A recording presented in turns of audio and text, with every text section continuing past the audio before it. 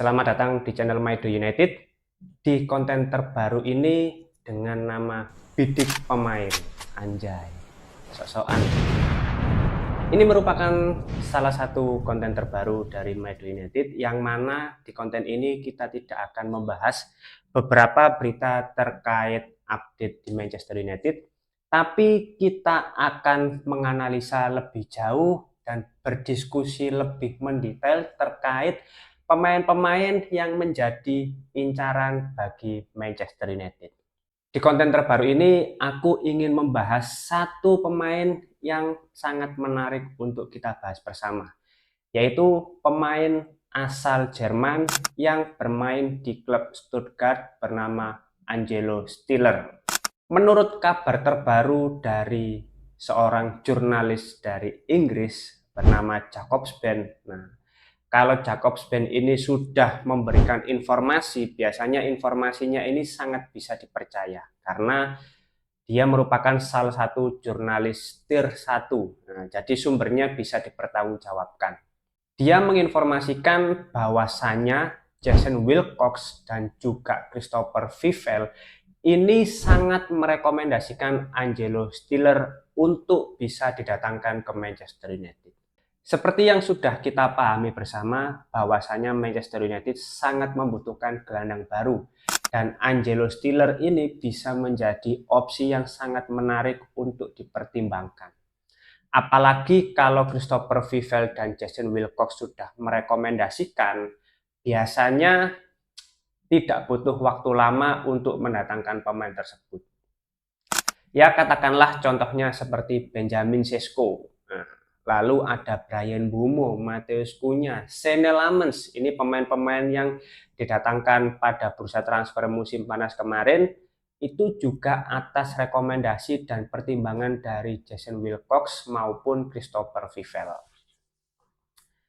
Yang pertama, kalau kita bicara soal Angelo Stiller, ini kan pemain yang masih cukup muda ya, usianya saat ini 24 tahun, bermain bersama klub Stuttgart di Bundesliga.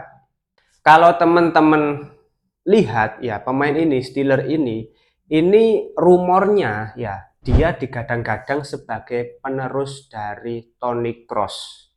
Bahkan beberapa bulan terakhir, Toni Kroos secara langsung merekomendasikan dia agar bergabung dengan Real Madrid. Tapi pada akhirnya dia masih bertahan di Stuttgart dan memperbarui kontraknya pada bulan Januari kemarin. Jadi kontraknya baru saja diperpanjang dan akan berakhir di tahun 2028 seingatku. Kalau nggak salah bisa dikoreksi ya.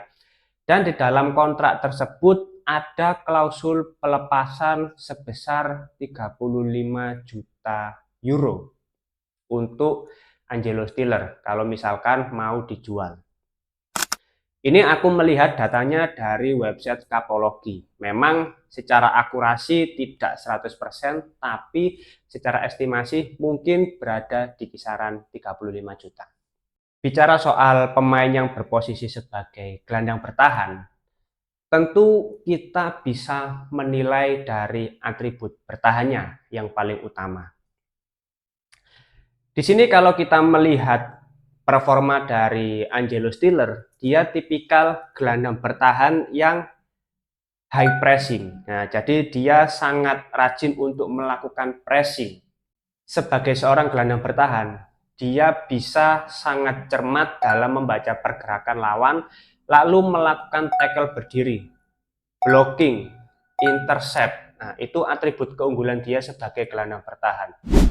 Seperti pada klip ini, ketika berada dalam kotak penalti, decision making yang bagus dari Stiller membuatnya mampu melakukan blocking guna menghadang shot dari lawan. Contoh lainnya juga menunjukkan saat situasi counter attack, reading the game dari Stiller mampu menghentikan pergerakan lawan lewat tackle bersihnya. Kalau kita melihat heat map atau area yang dia cover untuk musim ini 2025-2026, sebagai seorang gelandang bertahan, dia tipikal pemain yang sangat pekerja keras, memiliki etos kerja tinggi. Terlihat jelas dari heat map atau area yang dia cover itu hampir seluruh lapangan. Di sini aku mencoba membandingkan dengan Elliot Anderson. Karena Elliot Anderson merupakan salah satu pemain yang juga dirumorkan diincar oleh Manchester United. Selain itu, dia sebagai gelandang bertahan juga memiliki work rate yang sangat tinggi di Premier League. Terbukti di musim ini etos kerjanya juga sangat layak untuk diapresiasi. Bahkan ketika dia melawan Manchester United, dia bisa ada di mana-mana. Dia hampir mengcover seluruh area di setiap sisi. Begitupun dengan Angelo Stiller. Di sini kalau kita membandingkan, memang tidak berbeda jauh. Bagaimana work rate dari kedua pemain ini, bagaimana etos kerjanya, bagaimana dia cerdas dalam memposisikan diri di setiap lini. Itu merupakan salah satu keunggulan Angelo Stiller sebagai gelandang bertahan. Bahkan secara statistik, kalau kita bandingkan dengan Elliot Anderson dan juga Adam Wharton, itu dari presentasi duelnya Angelo Stiller bisa dikatakan masih cukup bagus untuk seorang pemain gelandang bertahan.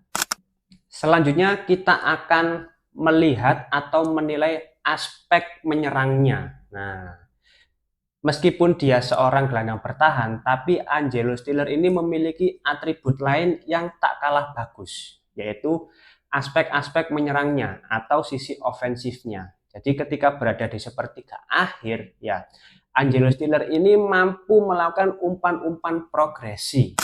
Dan terlihat sangat jelas kalau kita coba bandingkan secara statistik ya antara Angelo Stiller, Elliot Anderson, dan juga Adam Wharton.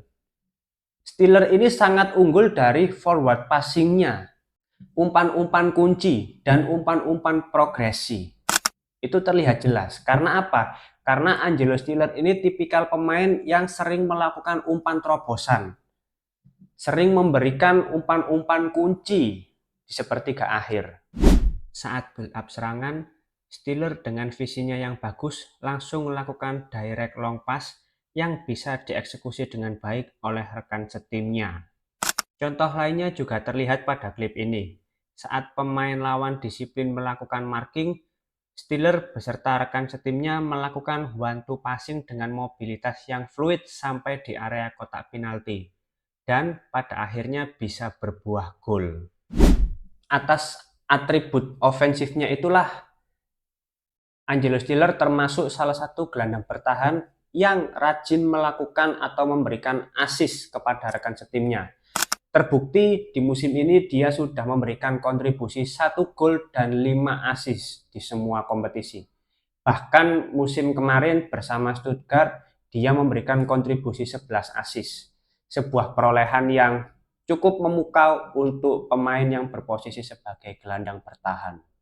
Di sini kita bisa menilai dari beberapa keunggulan yang dimiliki oleh Angelo Stiller, terlepas itu atribut bertahan atau atribut menyerangnya, dia merupakan sosok pemain yang paket komplit menurutku. Bisa dijadikan sebagai suksesor dari Bruno Fernandes. Kalau Elliot Anderson lebih cocok dijadikan sebagai suksesor dari Casemiro. Karena Ruben Amorim sendiri juga membutuhkan pemain yang memiliki insting yang bagus, visi yang bagus dalam melakukan umpan-umpan progresi ke sepertiga akhir. Atas dasar itulah Bruno Fernandes ditarik lebih ke tengah untuk dijadikan di playing playmaker. Tapi seperti yang kita tahu, Bruno Fernandes buruk dalam aspek bertahan. Maka dari itu, Angelo Stiller bisa menjadi opsi yang sangat bagus untuk menggantikan Bruno Fernandes. Biarkan Bruno pindah ke Arab dan Manchester United mendatangkan Angelo Stiller. Terus selanjutnya, kita juga harus menilai apakah Angelo Stiller ini bisa mengimbangi atau beradaptasi dengan cepat intensitas yang ada di Premier League. Jujur aja teman-teman, kalau kita melihat kondisi fisik dari Angelo Stiller dalam artian mental, terus body balance-nya, bagaimana riwayat cederanya sebagai pemain sepak bola, menurutku nggak ada masalah. Di sini kita bisa melihat riwayat cedera dari Angelo Stiller. tidak banyak cedera yang dialami oleh pemain ini yang mengorbankan beberapa bulan ya setiap musimnya. Mungkin hanya sekitar 1 bulan atau beberapa minggu. Tidak banyak cedera yang dialami oleh Angelo Stiller yang sampai mengorbankan beberapa bulan untuk tidak menjalani pertandingan. Bahkan di musim ini dia masih belum cedera sedikit pun. Selain itu, di setiap musimnya Angelo Stiller juga sering tampil sebagai starter. Terbukti di musim kemarin dia menjalani puluhan laga bersama Stuttgart. Di situ membuktikan bahwasannya dari kondisi fisik seharusnya dia bisa beradaptasi di kompetisi Premier League. Apalagi dia pemain yang berposisi sebagai gelandang bertahan. Tentu aspek fisikalnya harus lebih bagus dibandingkan pemain yang lain. Dan yang terakhir, menurutku yang tak kalah penting, mengapa Jason Wilcox dan juga Christopher Vivell sangat merekomendasikan Angelo Stiller ini. Karena ternyata di Stuttgart, dia sudah tidak asing dengan skema 3-4-3. Artinya apa teman-teman? Pelatih dari Stuttgart, Sebastian Hoeneß, kalau nggak salah namanya, Sebastian siapa itu? Dia sangat adaptif dalam melakukan pergantian formasi. Nah, jadi dia melakukan pergantian formasi berdasarkan kebutuhan. Entah siapa yang akan dilawan, dia akan beradaptasi. Dia kerap mengubah formasinya. Salah satunya formasi 3-4-2-1 itu sering dia terapkan. Di sini kita bisa melihat ketika Stuttgart melawan Feyenoord di kompetisi Champions League kalau nggak salah ya, di kompetisi Eropa, dia menerapkan 3-4-2-1, yang mana di laga tersebut Angelo Stiller ya bermain sebagai double pivot itu juga tampil cukup bagus.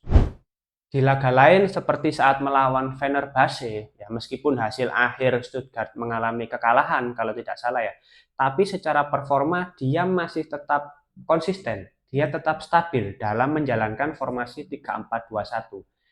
Mungkin atas dasar inilah dia memang cocok dengan pakem yang ingin diterapkan oleh Amorim bersama Manchester United. Jadi kalau kita melihat secara keseluruhan, mulai dari atribut yang dimiliki, aspek bertahan, ya aspek menyerangnya, itu bisa dibilang paket komplit. Terus riwayat cederanya dia juga sangat minim. Maksudku secara aspek fisik masih di usia muda, dia masih belum berada di masa prime-nya. Terus secara kebugaran match fitness-nya juga sangat bagus. Dan yang terakhir, dia tidak perlu beradaptasi terlalu lama terkait skema 3-4-3. Terus kalau kita melihat dari release clause-nya yang seharga sekitar 35 juta euro itu masih bisa dibilang terjangkau dibandingkan pemain lain seperti Elliot Anderson, Adam Wharton, atau Carlos Baleba, pemain-pemain yang sudah terbukti di EPL itu pasti secara harga lebih mahal, sekitar 100 sampai 120 juta pound sterling. Jika dibandingkan dengan Angelo Stiller, tentu jauh lebih murah dan terjangkau. Dari beberapa aspek inilah menurutku Angelo Stiller ini memang salah satu pemain yang layak didatangkan ke Manchester United. Terlepas ini pemain yang memang direkomendasikan langsung oleh Jason Wilcox dan juga Christopher Vivell.